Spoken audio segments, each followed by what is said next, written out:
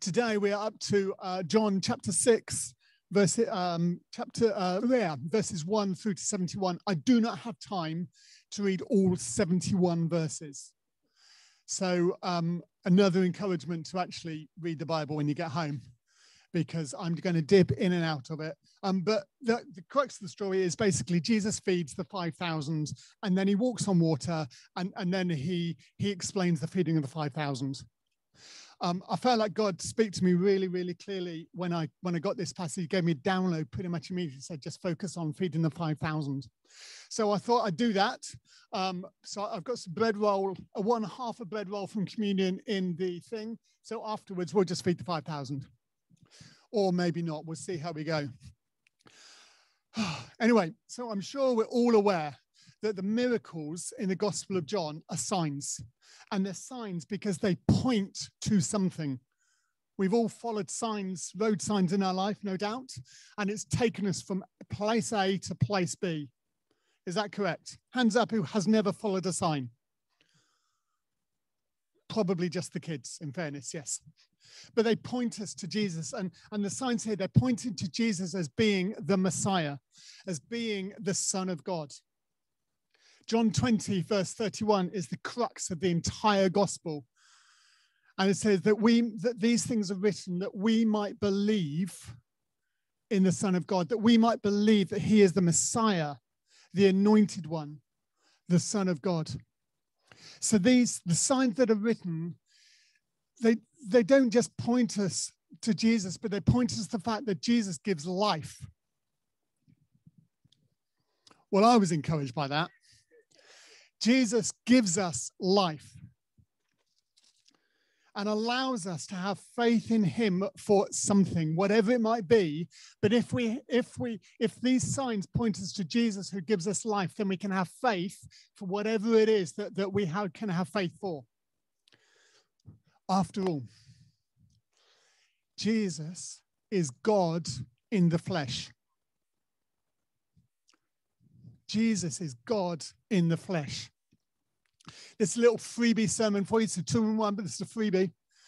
The same God lives in you and me.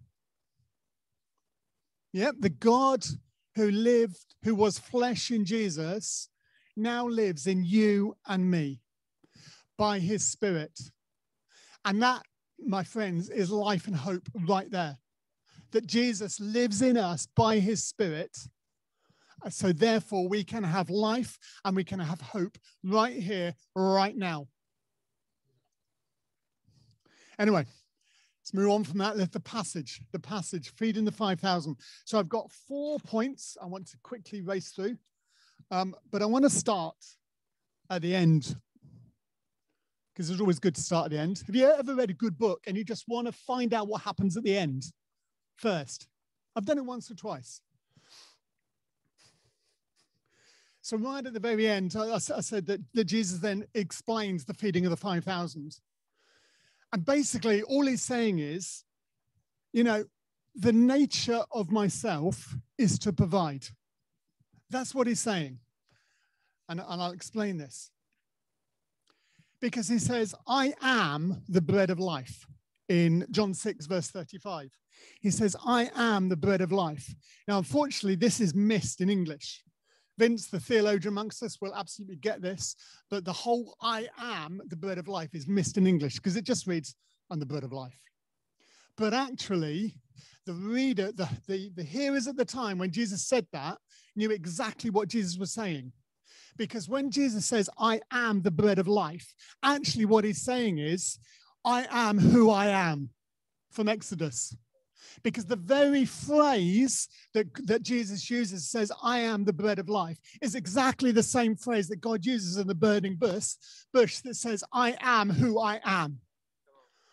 And so Jesus is saying, I am God. I am God. And then he reminds them, not that they needed reminding, he reminds them of the time their ancestors, the Israelites, were in the desert. And God provided manna from heaven. And so Jesus is not only saying, I am who I am God. But he's saying that same God, me, is the one who provides for you.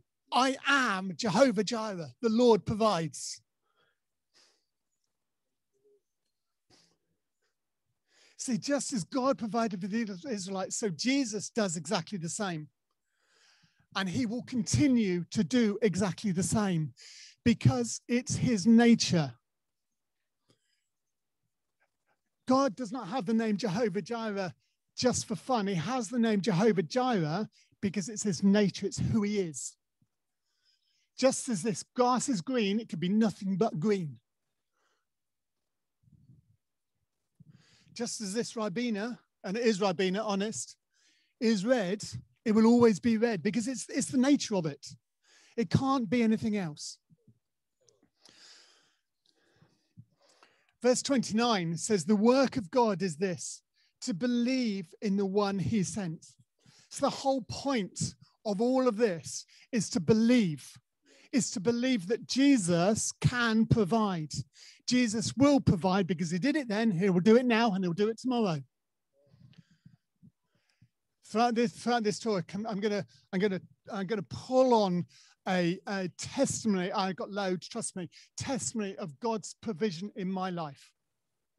And I want to be able to show you and see that actually God still does it today.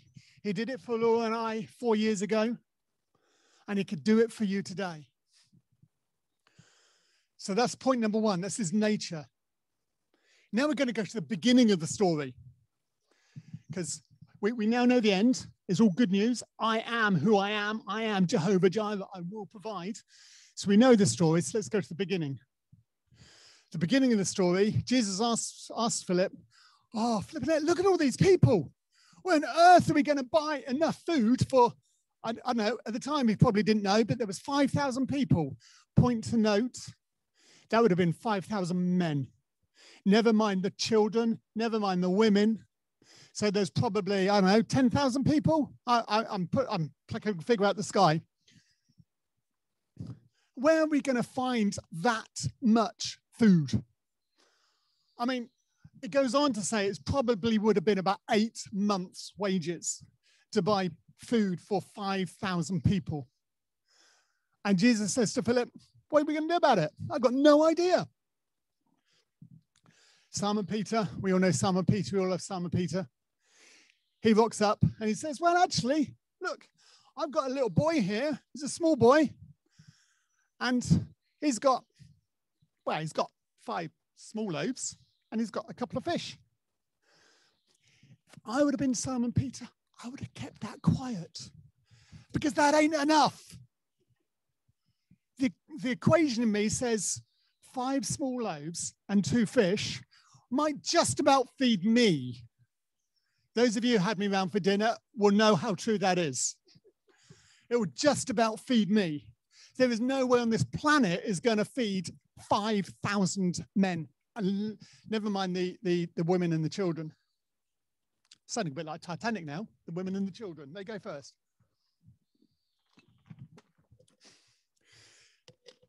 Anyway, my point is, what is it that you have? What is it that you have that God can use to already provide for you? Jesus used 5 small loaves and 2 fish, and he turned it into an abundance. He fed 5,000 people, and then if you notice, there was 12 baskets left over, one for every single one of the disciples. That's abundance. What is it that you have that God can use in order that he can provide what it is that you need him to provide for? As most of you know, Laura and I lived in Malawi for about 3.5, 4 years. And we knew we'd have no source of income whilst we were in Malawi. But we were also aware that the house we were living at the time in Milton Keynes, we had quite a bit of equity in that due to rising house prices rather than anything else. And we decided that we were able to borrow a deposit because we knew we'd be able to pay that back. we borrowed a deposit and took out a little mortgage to buy a rental property in Hull. Why Hull, you might say, well, house prices are a little bit cheaper than they are in Milton Keynes. And two, Laura's mother lived there, so she could look after the property whilst we were in Malawi. So we had this, so we purchased this little house rental property that was going to provide some income for us whilst we were in Malawi. And when we sold our Milton Keynes house, we were then able to pay the deposit back and pay off the mortgage on this property in Hull, which was providing all of our income at one stage. What did we have? We had a house that had some equity in it that we could use to purchase a smaller house, a cheaper house, in order that we could be funded whilst we were living in Malawi, partially funded. And it's point to note also that actually it was through the selling of that same house in Hull that we were able to purchase the house that we're in now. Without that house there, we did not have the deposit to buy the house we're in now. So there's a double blessing. That's the abundance, again, we spoke of.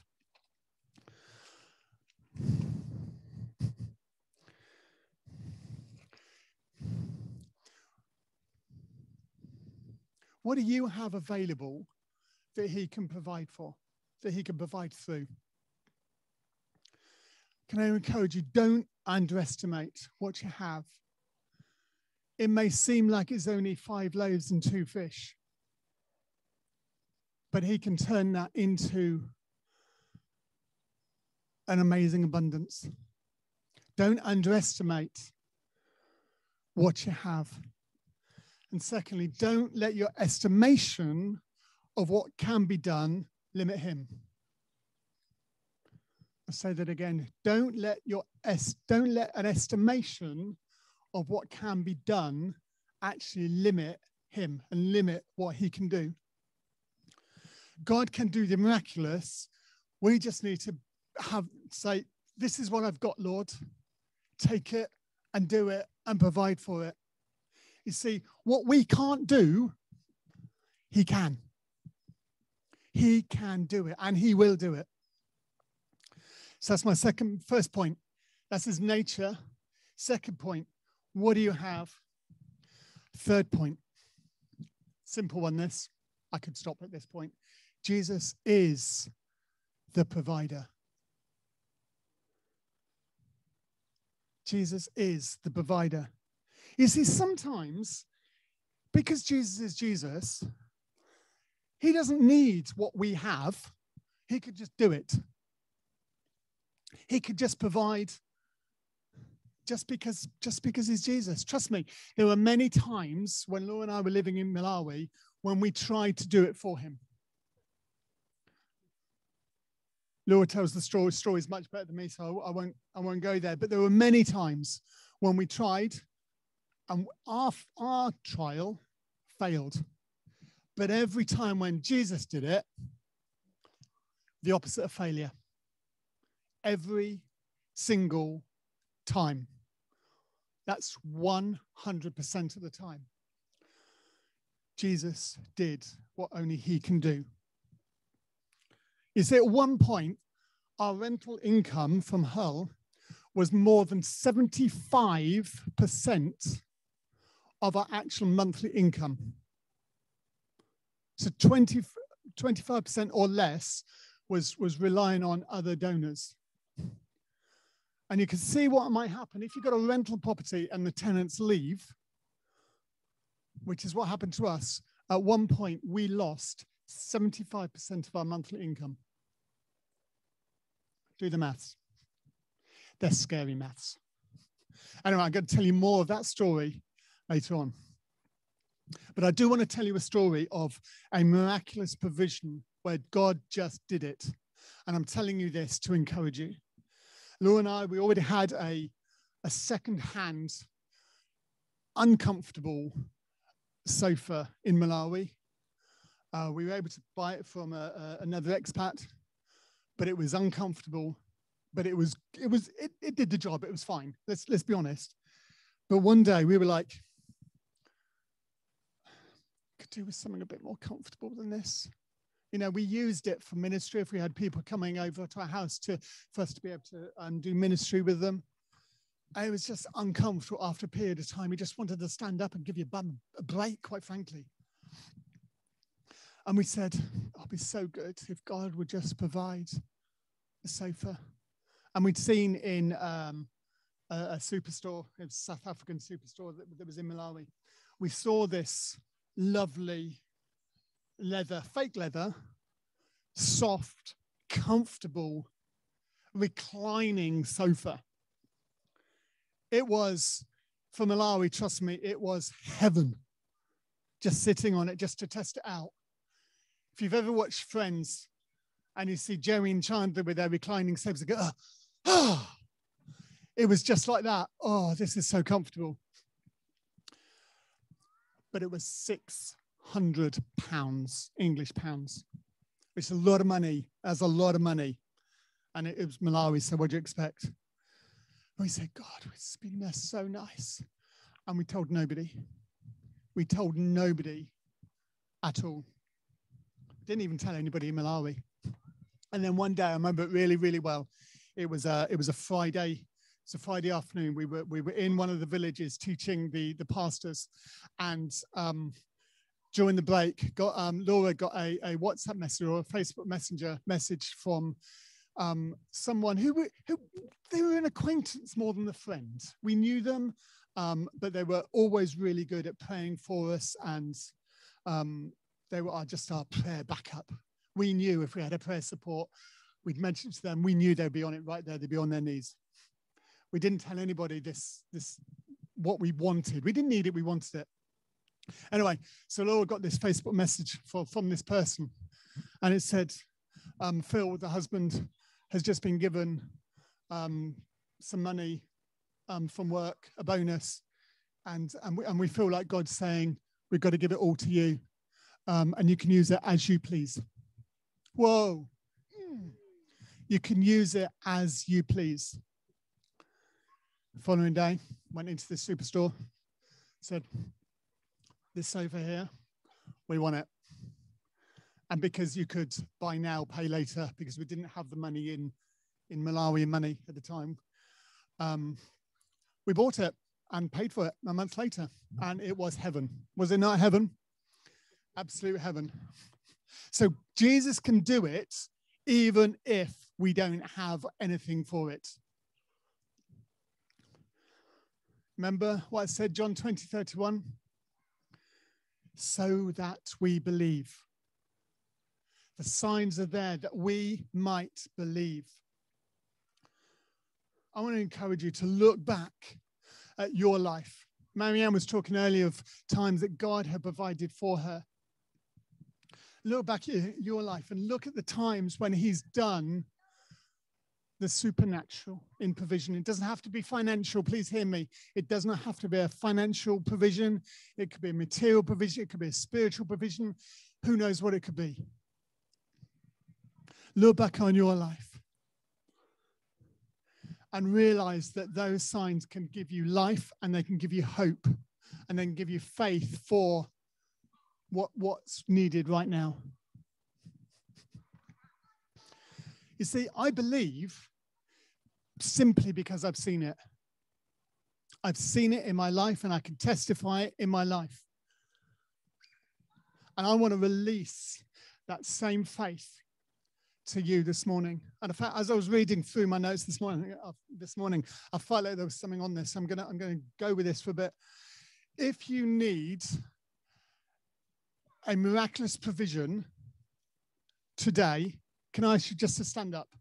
No embarrassment, there's no shame. If you need a provision of God, whether it be financial, any kind of provision at all, please just stand.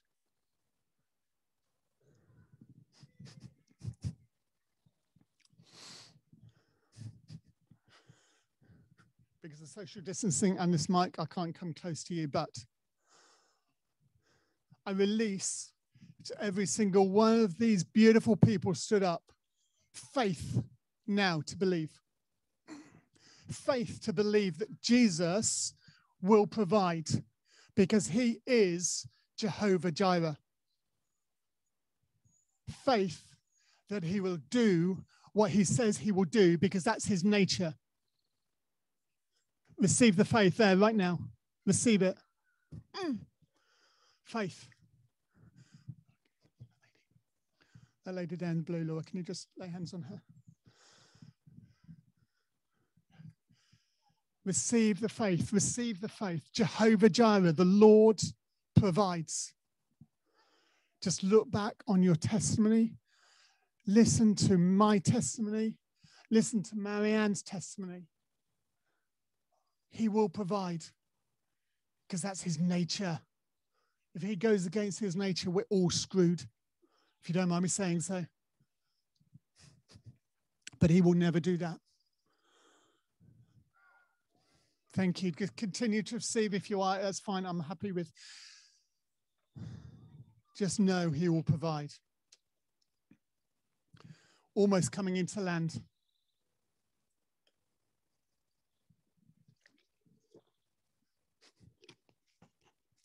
So I want to come back. Point number 4.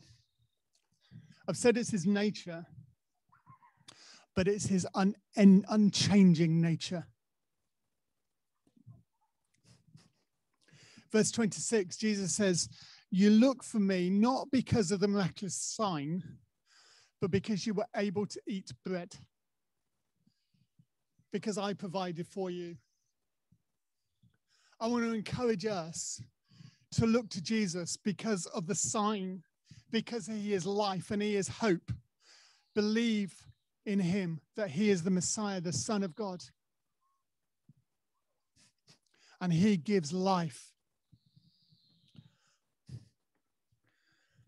So if this is unchanging nature, if that's absolutely true, and we're in a position whereby I don't quite see it, I'm kind of waiting for it, I'm waiting for this provision, I'm waiting for Jehovah Jireh to do what only he can do. This is what I've got, I've offered it to Jehovah Jireh, but I'm still waiting. One thing I believe we need to do. One thing. And it's not run away. It's not go the opposite way. Worship. Worship in the waiting. Worship him for who he is. Don't worship him for what he can do. Worship him for who he is. He's the life giver. He's the hope giver. He's the faith giver. He is the Son of God. He is the Messiah. He is the Anointed One. He is Jehovah Jireh. He is the one who lives inside of each one of us by his Spirit. We can always worship him. We should always worship him. Yeah, give thanks. Give thanks for what he's done, but let that be a springboard to take you into worship. Let what he's done for you be a springboard to carry you into the place where you can worship him in the waiting. I'm not belittling what it is that you need God to provide you for. I'm not belittling it. All I'm saying is Jesus is bigger, Jesus is greater, and Jesus is far more important than all those things. Jesus is the food that we need. He is the spiritual food. We don't need all that stuff. Yes, it's good, and we might need it. There might be a need for that provision. But Jesus is far greater. Have a hunger for Jesus. Jesus said to me just on Friday, he said, worship sometimes is sacrificial. I said, what do you mean? He said to me, sometimes we need to push beyond the limits that we have of ourselves. Sometimes we're like, I just really don't feel like worshiping this morning.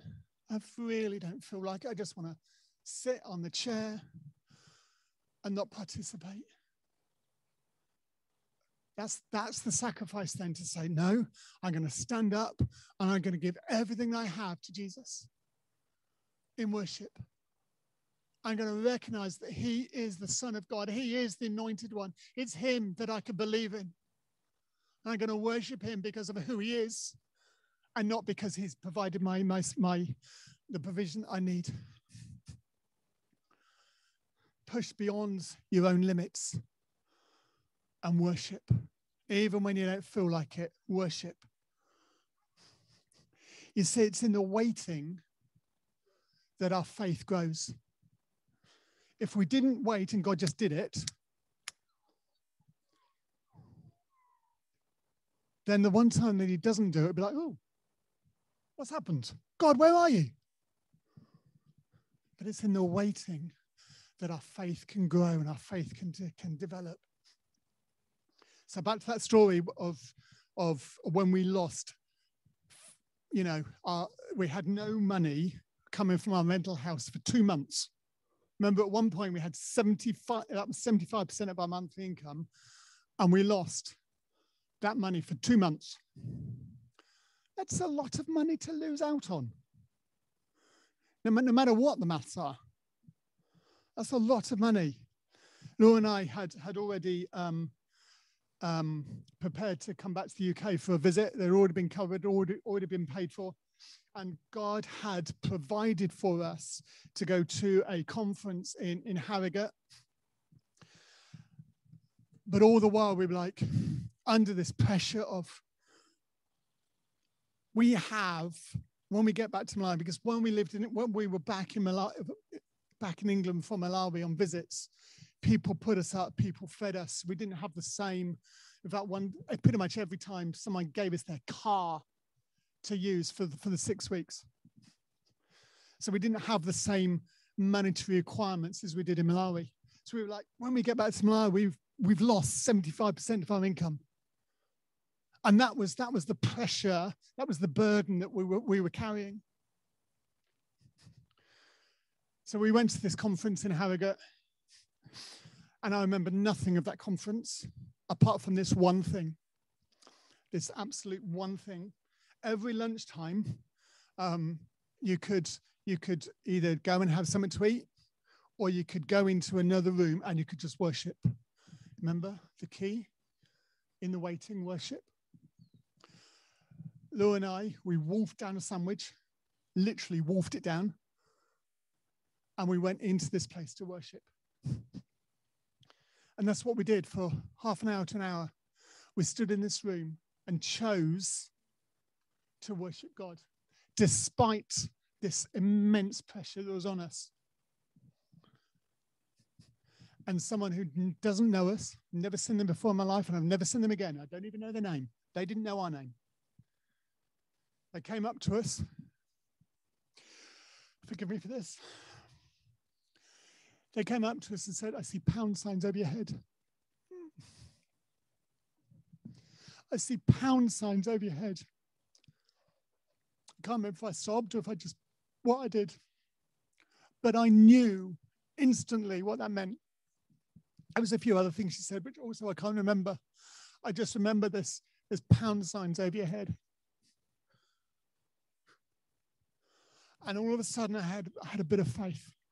I had a bit of faith to believe that actually Jesus would do it while I'm in the waiting. But I just knew I had to continue to worship him. That same evening, we were walking from the conference to our Airbnb that we were staying in. And we walked past a Five Guys. Nikki, Australia, if you don't know Five Guys, I'm sorry, you need to get to know Five Guys right now. Five Guys, an amazing, Seb will know Five Guys from America, an amazing burger joint. McDonald's, nothing. Trust me, Five Guys, the best. The best. A little expensive, but the best. We walked past this Five Guys, it was bang on 10 o'clock at night. And we said, we've got enough money for one burger between us. We got enough money for one burger. So we walked in. The place was reasonably empty apart from this group of about 4 people who, quite frankly, were a little bit over the limit. Let's just stay there, shall we? And the guy behind the counter said, I'm sorry, we're closed. no more customers. Sorry, you can't come in. So we walked out thinking, oh, well, we'll stay a little bit hungry. It was only a burger anyway, it's fine. And then all of a sudden, one of these drunk people came out and said that they're going to let you guys in and nobody else. So we walked in thinking, that's great, okay, we'll have a burger. But because we were the last people in there, they had too much food. So we paid for our burger and said, that's all we want, thank you very much.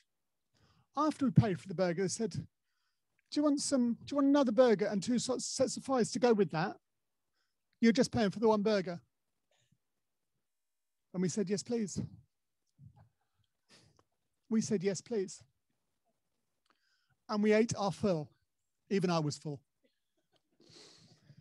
You'll be pleased to know, Denny and Nigel, we're going there for dinner later. Even I was full. And as we were walking out, the Holy Spirit said to me, he said to me,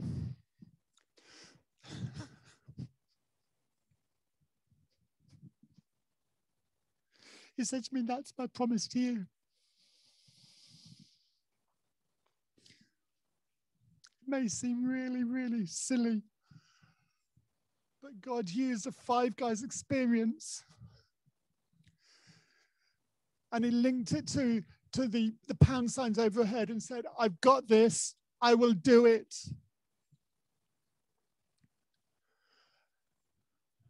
Wasn't instantaneous. About maybe 2-3 weeks later, we got a tenant in the house and they were superb. They were the best tenants we ever had. Didn't cost us a single penny. And they did up the house at their cost. No, they didn't need a great deal of doing up, please understand that. It's in the waiting that our faith grows. It's in the waiting as we worship him. We can begin to see something of Jehovah Jireh come into our lives and change the situations that we're facing.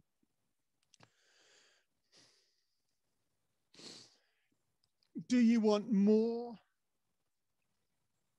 than what? Do you want him more than whatever it is you need provision for? Which is more desperate in your life? A touch of Jesus or the provision that you need? You see, Jesus said, I am the bread of life.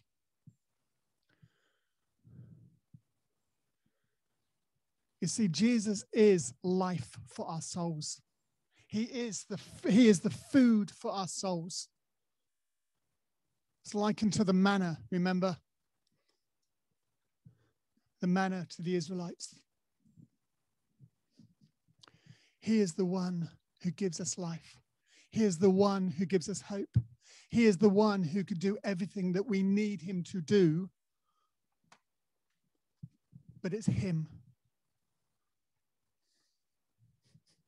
Again, I say this, I'm not decrying the need of the provision that we need. Trust me, I've been there. You've heard a little of our story. But Laura and I, we needed to press into Jesus beyond anything else, because we knew that even if Jesus didn't do what he promised he would do, there was never any doubt of that, let's be honest, that he was still the one. Vince quoted earlier from Daniel, even if he doesn't. Can we honestly say, even if he doesn't, I'd still choose to worship you in the waiting, even if that waiting is longer than I expect?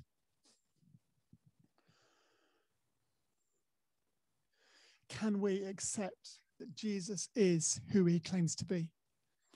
Can we declare this morning that Jesus is the Christ, the Son of the living God, the Jehovah Jireh, the one who provides, the one who gives life, the one who gives hope? Let's stand.